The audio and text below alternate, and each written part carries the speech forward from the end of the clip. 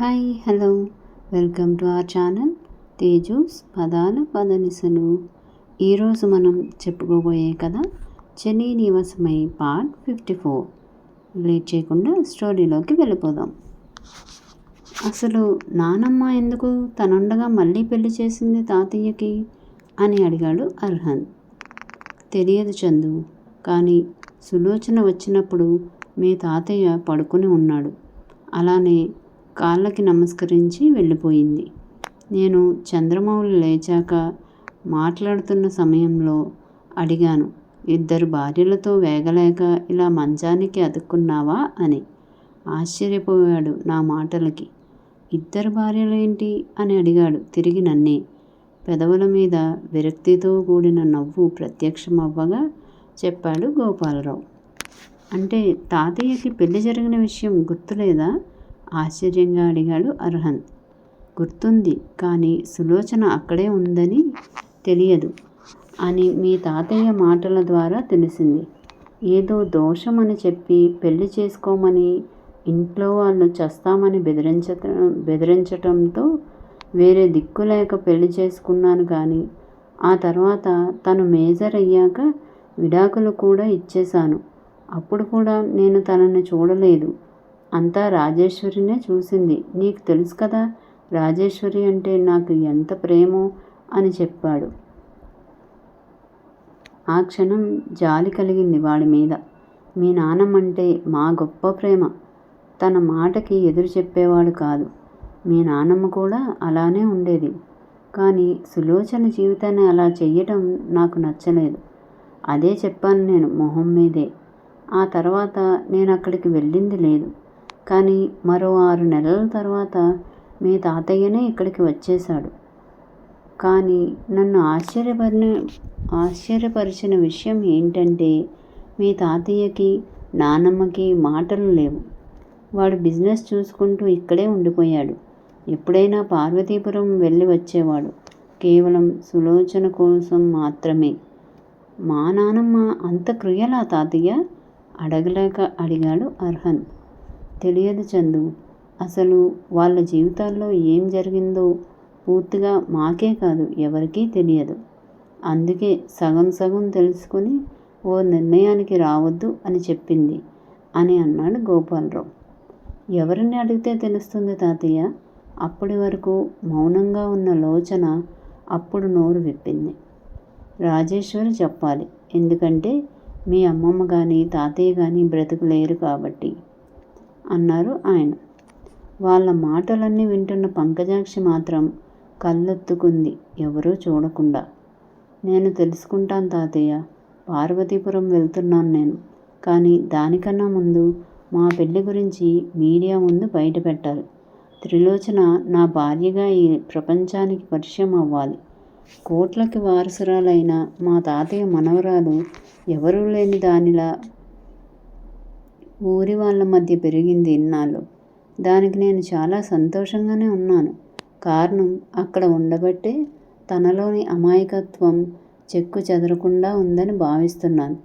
కానీ మేమిక్కడ పట్టు పరుపుల మీద పడుకొని కరెన్సీ నోట్ల మీద నడుస్తూ బంగారు పళ్ళాల్లో తింటుంటే తను అక్కడ ఒక గుడి పూజారి దగ్గర పెరిగింది. ఎలాంటి పరిస్థితుల్లో పెరిగినా తన ఉనికిని తను కోల్పోయింది. ఆ ఉనికి నేను బయటకు తీసుకురావడానికి సమయం పట్టొచ్చు. ఎందుకంటే ప్రూఫ్లు కావాలి. కానీ నా భార్యగా ఈ ప్రపంచానికి పరిచయం చేయడానికి ఎలాంటి ప్రూఫ్స్ అక్కర్లేదు. నేను ఈ స్టెప్ వేస్తానని మా నాన్నమ్మ ఊహించి ఉండదు. నా టార్గెట్ లోచన ఐడెంటిటీ బయట పెట్టడం అనుకుంటుంది ప్రస్తుతానికి. కానీ నా భార్యగా పరిచయం చేయాలని అనుకుంటున్న విషయం ఊహించి ఉండదు.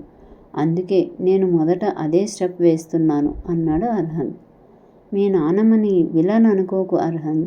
తను ఎలాంటి పరిస్థితిలో చేయాల్సి వచ్చిందో, అసలు ఏం జరిగిందో పూర్తిగా తెలుసుకుని అప్పుడు ఒక కన్క్లూజన్కి రా ఆయన అనుభవంతో చెప్పారు. అసలు సడన్గా తాతయ్య వాళ్ళు సిటీకి షిఫ్ట్ అవ్వడం ఎందుకు? అంటే కారణం ఏమై ఉంటుంది అని అడిగాడు అర్హన్ ఆయన మాటలు పట్టించుకోకుండా. నాకు తెలియదు చందు. కానీ 1-2 సార్లు సులోచన గురించి మాత్రం విన్నాను వాడి నోటి నుండి. అక్కడి నుండి వచ్చేటప్పుడు చాలా రకాల పిండి వంటలు, పళ్ళు తీసుకొచ్చేవాడు అక్కడి తోటల్లోవి. కానీ అవి ఏవి ఇంటికి తీసుకువెళ్ళేవాడు కాదు. ఎందుకురా అంటే అక్కడికి వెళ్ళినా నేలపాలే కదా, ఇక్కడైతే మీరైనా తింటారు కదా అని నవ్వేసేవాడు.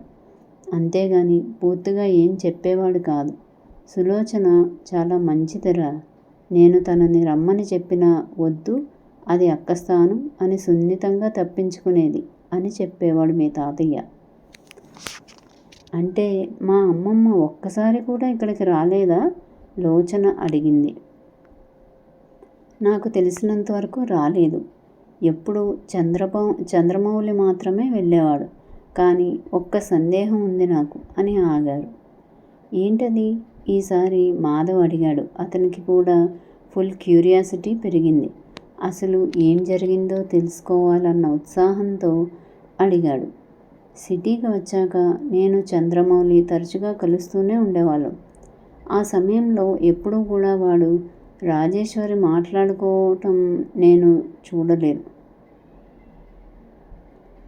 వాళ్ళ మధ్య కోల్డ్ వార్ నడుస్తుంది అనిపించేది. కానీ వాడి పనులన్నీ తనే చేసేది. ఒక భార్యగా ఎలా ఉండాలో అలానే ఉండేది. కానీ వాళ్ళు మాట్లాడుకున్నది నేనెప్పుడూ చూడలేదు. ఇది కూడా అంత పర్టికులర్గా ఎందుకు చెప్తున్నానంటే మీ నానమ్మ తాతయ్య ఇద్దరు బావమరదళ్ళు. నిన్ను చందు అని పిలిచినట్టు చంద్రమౌళిని చంద్ర అని పిలిచేది.